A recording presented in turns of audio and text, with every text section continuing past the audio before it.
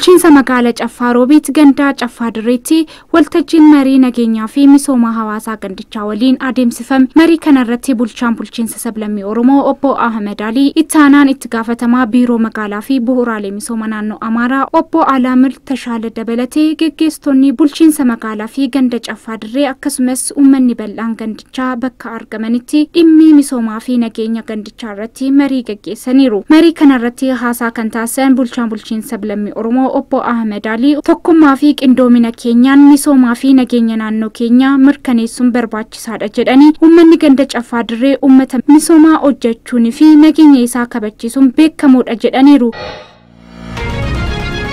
Naannoo Amaaratti nageenya argamee waaraa taasisuun misoomni naannichaa akka ariifatuuf odeeffannoon sirnaan akka walitti qabamuuf gahee isaanii akka cimsan hooggantoonni sabquunnamtii hawaasummaa naannichaa ibsan. Biiroo qonna naannoo Amaaratti itti gaafatamaa sabquunnamtii hawaasummaa obbo Amsaaluu Gobbaa akka dubbatanitti banaalee jiran furuun odeeffannoo fi haala waqtaawaa ilaalcha keessa galchee hawaasaaf qaqqabsiisuun akka barbaachisu himaniiru. Yeroo ammaa qaamolee hawaasaa dadammaqsiisan ragaalee itti fayyadaman madaalawaa akka ta'aniif ogeeyyiin kominikeeshinii hundinuu gahee irraa eegamu akka cimsan gaafataniiru. ያልተንሻፈፈ ሌላ ነገር ያልተጫጫ ነው መረጃ መስጠት አለብን ማን እኛ ኮሚኒኬተሩ tajaajila galmee taateewwan murteessoo naannoo Amaaraatti itti gaafatamtuun sabquunnamtii hawaasummaa addee maastawaal allabaachoo gama isaaniitiin nageenya naannichaa argamee akka raggaa'uuf akkasumas misoomni fi guddinni akka si'atuuf gahee nurraa eegamu ni baana jedhaniiru. ሰላምን ባናሰፍን ምን እናጣለን የሚለውን ነገር በደንብ ለህብረተሰቡ ማስረጽ መቻል አለበት።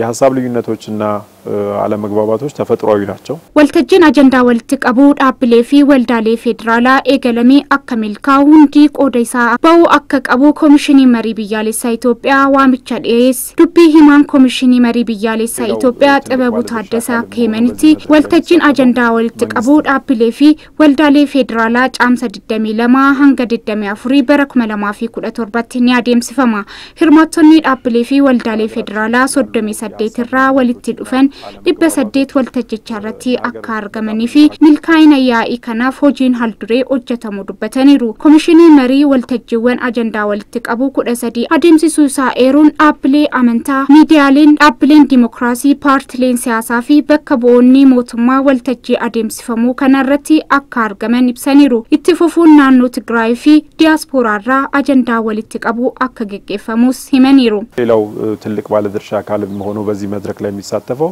መንግስት ነው።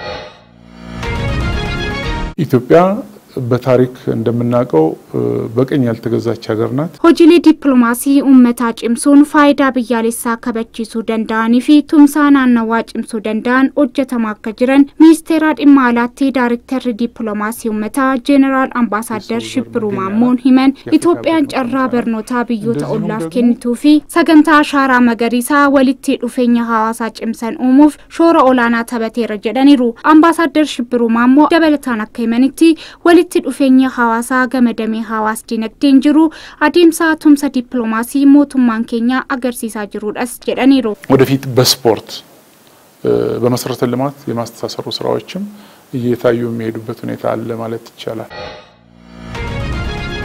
አፍሪካን ፎርማታ ጅርጅራ መቀሌንሳ ይድላዱኛ ዲየሱን ቆዳ ገጌሱማሼ በውሃ ከቀብዱ ዴታን ሚኒስቴር ፕላንፊ ሚሶማ ስዩም መኮንን ብሰን መሪንገሪ ቴክኒካ ፎረሚ ዲነግዴ ጅርጅራ መቀሌንሳ ሂንሜድ አምኒ ቆጴሱማ ሚኒስቴር ፕላንፊ ሚሶማፊ ቱምሳ ኤምባሶታ ኖርዌይ ፊ እንግሊዝን መጋላ አዲስ አበባ አርገመኒን ገጌፈሜ ጅራ ቆዳ ፍደቶኒ መርቻረቲ ህርማቻ ከንጅራን ዮተው ያኢ ጅርጅራ መቀሌንሳ አፍሪካ ለመፋ ቃሜ በረክመለማፊ 14 መጋላ አዲስ አበባ ተገገፈሙ ይላልችሱን መሪያተኒሩ ዴታ ሚኒስቴር ፕላን ፊ ሚሶማ ስዩም መኮንን ሰገንትቻረት ያከጀረንቲ ጅጅረምኒ ቅሌንሳ ገረፉ ለድራቲ ሶዳ ቆፎ ሆሶ ኢንታይን የሮ አማራኮ ሆርዶፊንሳ ከንጅሩ ሙደኖ አዱኛቲ ኢትዮጵያን ወልጋዬ ሆገንቶታ ገምታ አፍሪካ ረቲ ያይ ጅጅረ መቅሌንሳ አፍሪካ ኬሱሜሱፍ ፍለታሙ ይሸ ያደችሰኒ ያይቻ ቆርማታ ጅጅረ መቅሌንሳ ደንደመችሱፍ አፍሪካኑኒ ፊ ሐዋስኒ ድላዱኛ ከንረት Mariatu akkatau dubbataniru.